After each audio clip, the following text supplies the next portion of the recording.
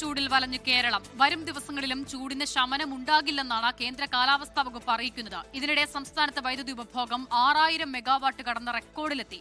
Power കട്ടോ നിരക്ക് വർധനവോ ഉണ്ടാകില്ലെന്ന് വൈദ്യുതി മന്ത്രി കെ കൃഷ്ണൻകുട്ടി അറിയിച്ചു.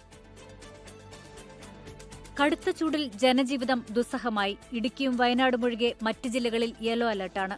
പാലക്കാടാണ് ഏറ്റവും കൂടുതൽ ചൂട്, 40 ഡിഗ്രി. കൊല്ലത്ത് 38 ഡിഗ്രിയും. പത്തനംതിട്ട, ആലപ്പുഴ, എറണാകുളം, തൃശൂർ, മലപ്പുറം, കോഴിക്കോട്, കണ്ണൂർ, കാസർഗോഡ് ജില്ലകളിൽ 37 ഡിഗ്രിയായും താപനില ഉയരുകയാണ്.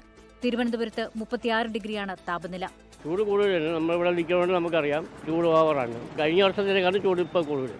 സഹിക്കാൻ പറ്റാത്ത ചൂടാണ്. കാര്യം വെച്ചാൽ എൻ്റെ ഓർമ്മയിൽ ഇത്രയും നല്ലൊരു ചൂട് ഞാൻ ഇതുവരെയും കണ്ടിട്ടില്ല. ഭയങ്കര ഗൾഫിലൊക്കെ പോയിട്ടുണ്ട്, പക്ഷേ ഇത്രയും തീവ്രമായിട്ടുള്ളൊരു ചൂട് ഇവിടെ കേരളത്തിൽ ആദ്യമായിട്ട് അനുഭവപ്പെടുകയാണ്. പിടിച്ചിരിക്കാൻ പറ്റില്ല. അതിൻ്റെ ആവട്ടെയാണ് ഞാൻ ഓടുന്നത്, പക്ഷേ ഓടാൻ പറ്റുന്നില്ല.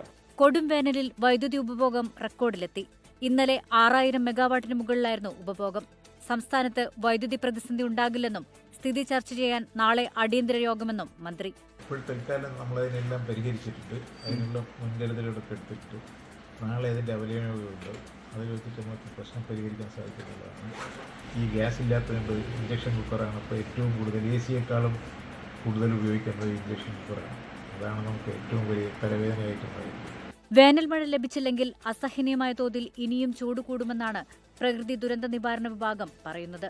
24 തിരുവനന്തപുരം.